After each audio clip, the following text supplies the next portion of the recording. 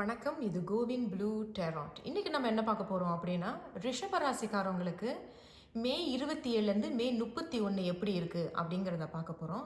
கவனத்தில் வச்சுக்கோங்க, இது பொதுவான ரீடிங் தான். சரி, உங்களுடைய மொதல் கார்டு என்ன சொல்கிறாங்க அப்படிங்கிறத பார்க்கலாம். உங்கள் மொதல் கார்டு வந்து white tea, blessings, new beginnings and clarity.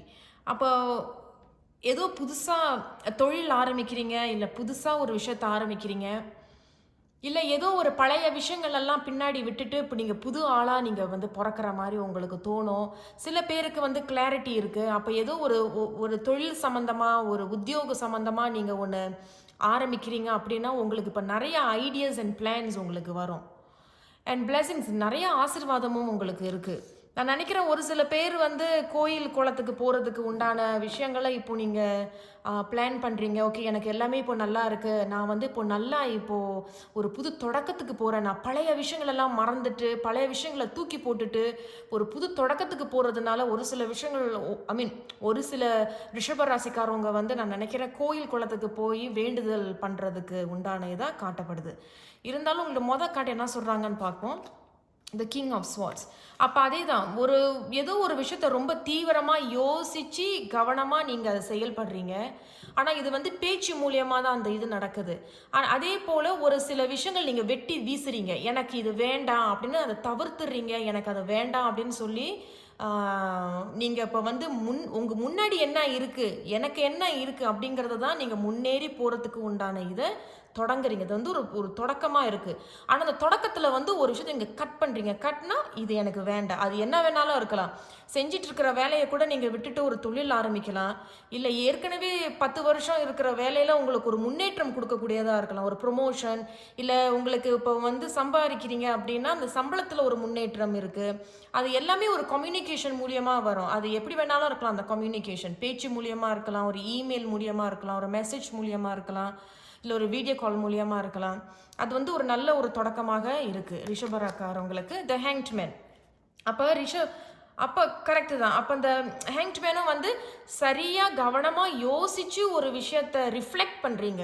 இது எனக்கு தேவையா, இது நான் இப்போ பண்ணலாமா, அதான் நான் சொல்கிறேன். கிளாரிட்டி உங்களுக்கு பிறக்குது. கிளாரிட்டிங்கிறது இந்த ஒயிட் டீ அப்படிங்கிறது ஒரு தூய்மை, ஒரு புதுசு, ஒரு ஆரம்பம், ஆசீர்வாதம், அதிர்ஷ்டம், வளர்ச்சி, வெற்றி, இதெல்லாம் மறைமுகமாக இது சொல்லப்படுது. அப்போ இந்த ஹேங்க்மேன் வந்து நீங்கள் ரிஃப்ளெக்ட் பண்ணுறீங்க. இதை நான் வந்து இப்போ செய்யலாமா, தொடங்கலாமா அப்படின்னு தொடங்குறீங்க. ஒரு விஷயத்தை செய்கிறீங்க. சில விஷயங்களை நிறுத்தி நிதானமாக யோசித்து செய்கிறீங்க. ஒரு பகுதி உங்கள் லைஃப்பில் வந்து உங்கள் வாழ்க்கையில் அதை வெட்டி வீசுறீங்க. நீங்கள் சாக்ரிஃபைஸ் பண்ணுறீங்க. நீங்கள் ஆங்கிலத்தில் வந்து லெட் கோ, விட்டுடுறேன், எனக்கு இது தேவையில்லை அப்படின்னு. ஆனால் ரொம்ப ஸ்பிரிச்சுவலாக இருக்கிற மாதிரி இருக்குது. ரொம்ப பக்தி மையமாக இருக்கிற மாதிரி சொல்லப்படுது. ஒரு சில பேருக்கு நினைக்கிற மனசுக்குள்ளேயே சில பதில்கள் கிடைக்கிது. நம்மளுடைய மனசுக்குள்ளேயே ஒரு குரல் சொல்லும்ல, இது சரி, இது தவறு, இது ஏன் நீ பண்ணுற, இது பண்ணக்கூடாது. அந்த மாதிரி ஒரு சில பேருக்கு அது தெரியும். அடிப்படையாக ரொம்ப பலமாக பக்தி மையத்தில் அடிப்படையாக பலமாக இருக்கக்கூடியவர்களுக்கு அது உணரும். 3வது கார்டு வந்து உங்களுக்கு குவீன் ஆஃப் வாண்ட்ஸ். அப்போ அதே தான். அப்போ உங்களோட லைஃப்பில் அல்லது நீங்கள் உங்கள் மனசுக்குள்ளே இருக்கக்கூடிய அந்த சக்தி அல்லது உங்கள் சுற்றி இருக்கிறவங்க யாராவது ஒருத்தவங்க, அது பெண்ணாக இருக்கலாம், ஆணாக இருக்கலாம், அவங்க ரொம்ப பக்தி மையமாக இருக்கிறாங்க. ரொம்ப அவங்க சொல்கிற ஒரு விஷயங்கள் எல்லாமே சரியாக இருக்கும். அவங்க ரொம்ப அமைதியானவங்க, ரொம்ப அமைதி, அடக்கம், ரொம்ப சத்தமாக பேச, இது நீங்களாக கூட இருக்கலாம், ரிஷபராசிக்காரவங்களாக கூட இருக்கலாம்.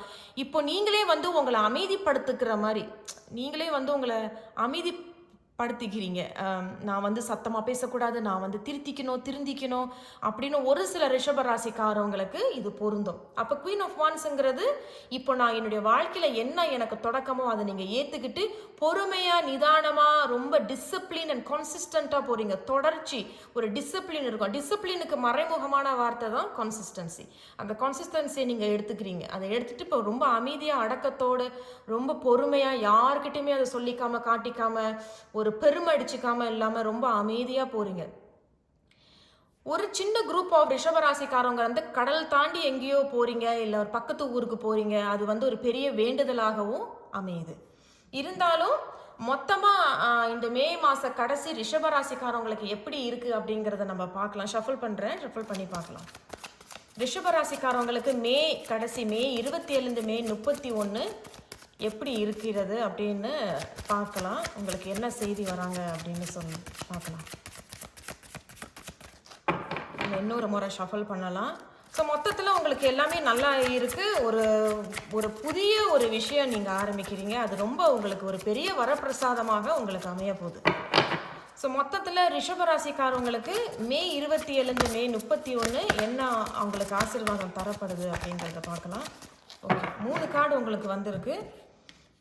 உங்களுடைய மொதல் கார்டு கிங் ஆஃப் பென்டிகல்ஸ். அப்போ அதே தான் நினைக்கிறேன். ஒரு சில ரிஷப ராசிக்காரவங்க வந்து பௌதீக ரீதியாக எனக்கு இது வேணும், எனக்கு இந்த பணம் சம்பாதிக்கணும், எனக்கு வந்து இந்த வீடு வாங்கணும் அப்படிங்கிற ஒரு விஷயத்தில், தொழில் ஒன்று ஆரம்பிக்கணும் அப்படிங்கிற ஒரு விஷயத்தில் ரொம்ப ஆர்வமாக ரொம்ப கவனத்தோடு நோக்கத்தோடு அது நீங்கள் செயல்படுறீங்க. கையில் இருக்கக்கூடிய கலையாக இருந்தாலும் சரி, திறமையாக இருந்தாலும் சரி, பிளான், ஐடியாஸ், பணம் இதை வச்சு நீங்கள் உங்களுடைய வாழ்க்கையை கவனமாக திட்டம் போடுறீங்க.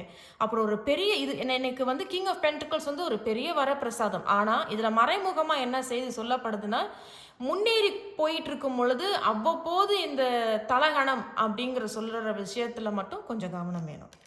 உங்களோட 2வது கார்டு வந்து 3 ஆஃப் வான்ஸ். அதே தான் நான் நினைக்கிறேன். ட்ராவல் பண்ணுறது, வெளியூருக்கு போகிறது, அது ஒன்று நடக்குது ஒரு சில பேருக்கு. சில பேர் வந்து இது எப்போ நடக்கும், நான் இப்போ இந்த மாதிரி ஆரம்பிச்சிட்டேனே, இது வந்து எனக்கு எப்போ இது வெற்றியை தரக்கூடியதாக இருக்குன்னு ஏங்குறீங்க. சில பேர் வந்து ஏதோ ஒரு விஷயத்தில் ரொம்ப ஏங்கிக்கிட்டே இருக்கீங்க. ஆனால் அதை கரெக்டாக பிளான் போடுறீங்க. Plan 1, plan 2, plan 3, plan A, plan B, plan C அப்படின்னு போடுறீங்க. ஆனால் அது முன்னேற்றத்துக்கு உண்டான பிளானாக தான் இருக்குது, முன்னேற்றத்துக்கு உண்டான ஒரு ஐடியாஸாக தான் இருக்குது. நீங்கள் வந்து தயவு செய்து திரும்பி மட்டும் பார்க்க வேண்டாம். முன்னேறி போகிறதுக்குன்னா நீங்கள் புது தொடக்கத்துக்கு போயிட்டீங்க. அதனால் பின்னாடி திரும்பி பார்த்து இந்த மாதிரி எனக்கு ஆச்சேன்னு சொல்லிட்டு அதை விட்டுருங்க. ஏன்னா இப்போ உங்களுக்கு பெரிய வரப்பிரசாதம் உங்களுக்கு கிடைக்க இருக்குது. அப்போ அந்த 6வது மாதம் நீங்கள் ஆரம்பிக்கும் பொழுது உங்களுக்கே ஒரு புத்துணர்ச்சி உங்களுக்கு ஏற்படும். கடைசிக்கா த லவர்ஸ். அதே தான். அப்போ என்ன இருக்குது சொல்கிறதுக்கு? லவர்ஸ், ஒற்றுமை, சந்தோஷம். 1 2 பேர், எப்படி சொல்கிறது, ஒரு பேருன்னு இல்லை, பல பேர் உங்ககிட்ட வந்து வேலை செய்வாங்க, பல பேர் உங்ககிட்ட அன்பாக இருப்பாங்க. அப்போ இது வந்து அமைதி, அடக்கம், அந்த சாந்தம் அப்படின்னு குரலை ஏற்றி அதை நீங்கள் வந்து திருத்திக்கிறீங்க. ஒரு சில பேர் இனிமேல் நான் அமைதியாக அதை செயல்பட போகிறேன், சத்தமாக நான் யார்கிட்டையும் பேச மாட்டேன் அப்படின்னு. அதே போல் லவர்ஸ் வந்து உறவுகளுக்குள்ளேயும் இப்போ ஒரு நல்ல ஒற்றுமை, அந்யுன்யம், அன்பு, பாசம் இருக்கும். ஏற்கனவே சண்டை போட்டுக்கிட்டு இருந்தவங்களுக்கு வந்து ஒரு பெரிய இடி மழைக்கு பிறகு வானவில்லை பார்க்குறீங்க. அப்போ ஆசைகள் பூர்த்தி ஆகுது, ஆசீர்வாதங்கள் கிடைக்குது, ஒரு பெரிய அதிர்ஷ்டம் உங்களுக்கு கிடைக்குது.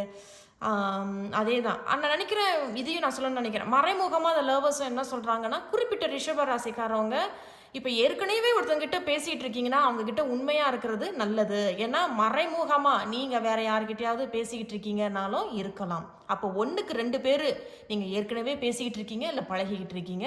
பட் அது ஒரு நல்ல செய்தியாக உங்களுக்கு அமையும். உங்களுக்கே தெரியும் எது எனக்கு சரி அப்படின்னு உங்களுக்கு இருக்குது. மொத்தத்தில் ரிஷபராசிக்காரவங்களுக்கு இந்த மே கடைசிங்கிறது கிட்டத்தட்ட ஜூன் தொடக்கம் தான். அப்போ அந்த ஜூன் தொடக்கம் வந்து உங்களுக்கு நல்ல வளர்ச்சியையும் பெரிய ஆசீர்வாதத்தையும் தரக்கூடியதாக இருக்குது. ஏதோ ஒரு விஷயத்தை ஆரம்பிக்கிறீங்க, இல்லை இருக்கிறத வச்சே நீங்கள் புதுசாக ஆரம்பிக்கிறது ஒரு பெரிய ஆசீர்வாதம், அதிர்ஷ்டத்தை தரக்கூடியதாக இருக்குது. வாழ்த்துக்கள். மறந்துடாமல் சப்ஸ்கிரைப் பண்ணுங்கள், லைக் பண்ணுங்கள், ஷேர் பண்ணுங்கள். உங்களை நான் அடுத்த ஒரு வீடியோவில் சந்திக்கிறேன். ரொம்ப நன்றி.